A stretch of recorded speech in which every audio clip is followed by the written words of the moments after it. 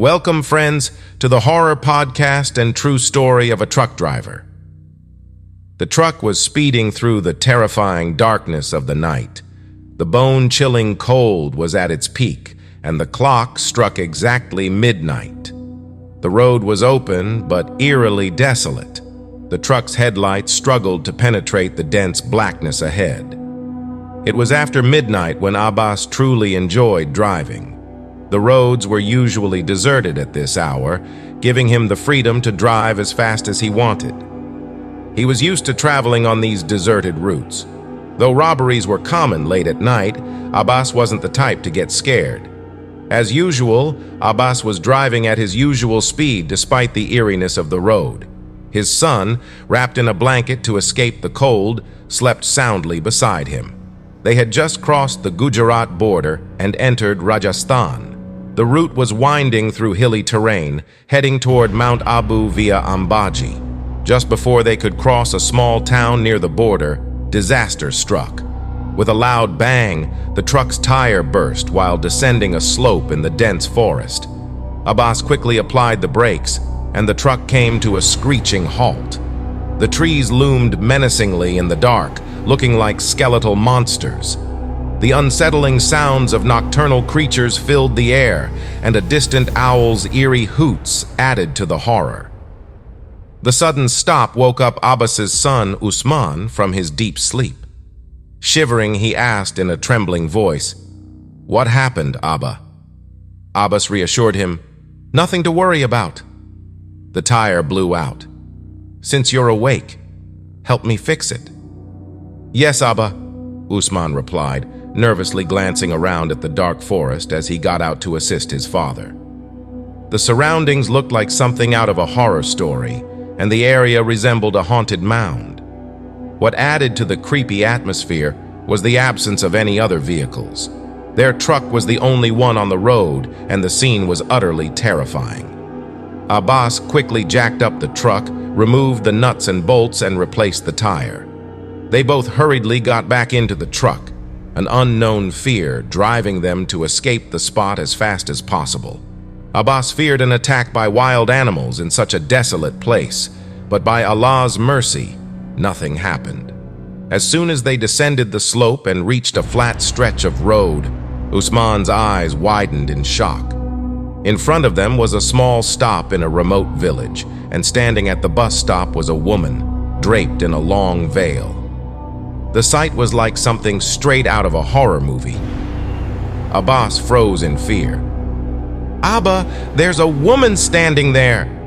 "Yes, son. Looks like she's in some trouble," Abbas said as he slowed down the truck.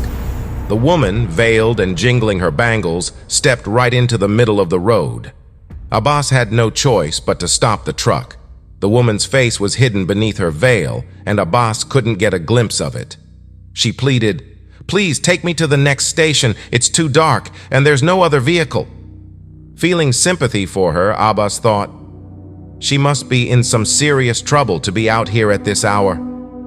He turned to Usman and said, "Tell her to sit in the back, and we'll drop her at the next station." Usman leaned out of the window to speak to the woman, but to his shock, she had vanished. "Abba, the woman is gone," Usman said, his voice filled with confusion. "Check again," Abbas replied, urging his son to look through the rear window. Usman opened the back window and looked inside the truck. His eyes widened again in disbelief. "She's sitting in the back, Abba," he exclaimed, half to himself as if trying to convince himself it was real.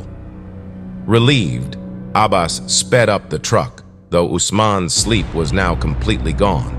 For 2 hours, they drove at high speed, but Abbas suddenly remembered that they had missed the stop where the woman was supposed to get off. He slammed on the brakes. "Usman, we forgot to drop the woman. Check if she's sleeping in the back." Usman opened the window again and peeked into the back of the truck. His eyes widened in shock for the second time that night. "Abba, she's not there," he stammered. Abbas looked at him as if he had lost his mind. "Don't be silly. Look properly. She's probably hiding in a corner." I checked. "She's not in the truck. Maybe she got off when we slowed down, Abbas reasoned, though the eerie woman's face still haunted his mind. Abbas tried to forget about the incident and drove home without stopping.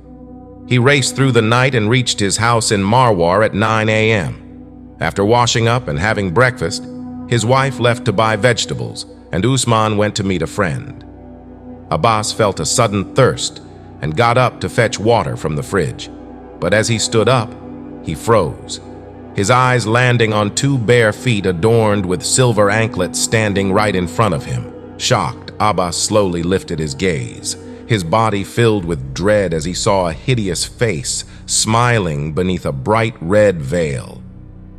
You got off on the way, didn't you?" Abbas stammered in terror.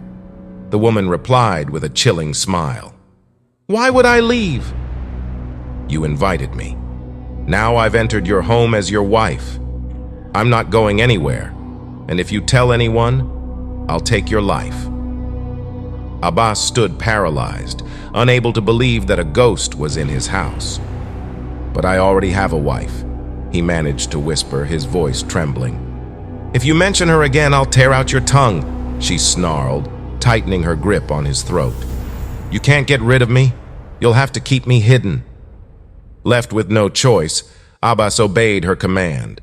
His life had become haunted, and in pain, he cut a slit into his thigh and stitched her hair inside.